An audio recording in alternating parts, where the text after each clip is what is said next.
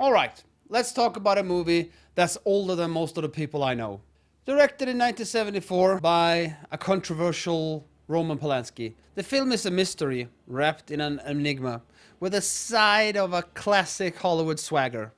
The movie kicks off with Private Eye Jake Gittes, a guy who basically makes his living out of catching cheating spouses. He thinks he's got a simple gig, snaps some photos of a guy named Hollis Mulray, the chief water engineer for Los Angeles, who's supposedly having an affair. Easy money, right? Wrong. The wife who hired him turns out to be an imposter, and the real Evelyn Mulray shows up, furious. And when you think that, well, things can't get any more complicated, Hollis Mulray turns up dead. It is a hospital, mein General. I see.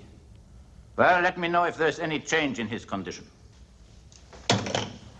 He's dead. Now Jake is in a whole new world of trouble. What started as a simple case of infidelity, it spirals into a sprawling conspiracy involving water and some really dark, serious family secrets, okay? It was directed in 1974 by Roman Polanski, who was actually nominated for Best Director. Robert Towne won an Oscar for Best Writing, Original Screenplay. Remember the mayor from Blazing Saddles? Well, he pops up as a shady associate, and my immediate reaction was, I don't trust that guy. He's definitely up to no good. Then there's Paulie from Rocky, the sag-shat brother-in-law. His character arc in this movie is actually kind of wild. You first see him crying, and you kind of feel sorry for the guy, you know? A little later, you see his wife with a black eye, and my sympathies for him, they vanished faster than the water in the LA desert. I have no patience for men like that. They are cowards, and they belong in jail. For the first 30 minutes, I was kind of bored. I wanted things to start happening. I wanted some action. A guy is cheating on his wife. So what? Why should I care? But then, suddenly, things started to get interesting. The plot thickens. The twists were flying. And I was hooked. At one point, I thought, I have it all figured out. The two women must be in cahoots with each other to get the money. It's always about the money, right? But no. The movie is a master of misdirection. It keeps you guessing. And just when you think that you've caught up, it throws another curveball at you. There's so many little things about this movie that it took me back to a different era. For one, it starts with the end credits. I don't think I've ever seen that before. I haven't watched that many movies from the 60s and 70s. Maybe that was how they did it back in the days. They use credit cards and they read paper, newspaper, no iPhones, no internet, just a guy with a detective's instinct and a paper trail. See what I did there. It's a charmer reminder of a simpler time when a good mystery unfolded one clue at a time, you know? Not with a quick Google search. The aesthetics, they are incredible too. The cars, the clothes, the architecture. I love it all. You know, the clothes. Just put this one on just for the occasion. Luckily I have one. I think they all need to bring back that style of the 50s, 60s, 70s. Maybe 50s, 60s more. But I like the 70s as well. Everything was just so much cooler back then. It's kind of sterile nowadays. Jack Nicholson in this movie is a revelation.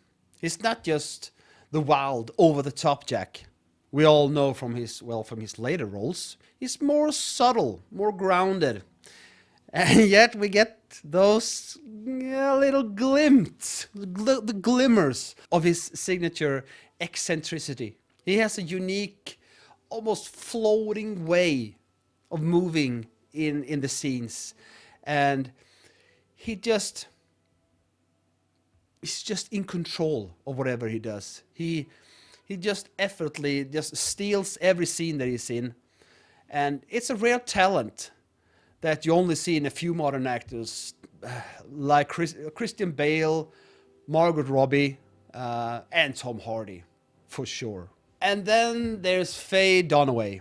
She's absolutely magnetic. I haven't seen her in anything before, but her performance here is hypnotic. There's this one dinner scene where she barely blinks while talking about something, well, some pretty serious stuff.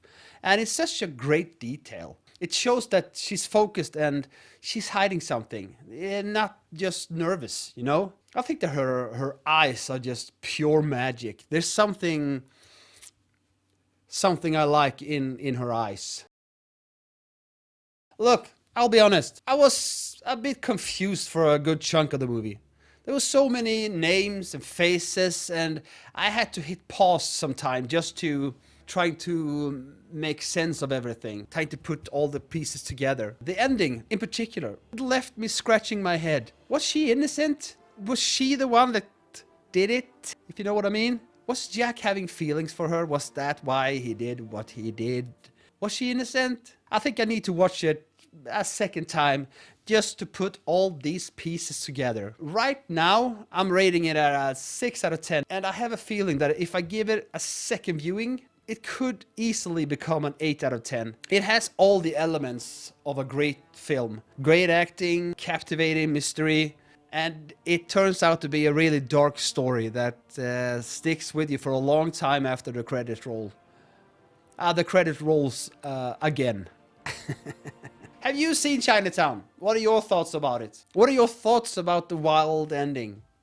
If you like this video and you made it this far, maybe you should give the video a like. And if you really like what I do, well, maybe you should considering subscribing. Okay. I will see you in the next movie, okay? Bye-bye.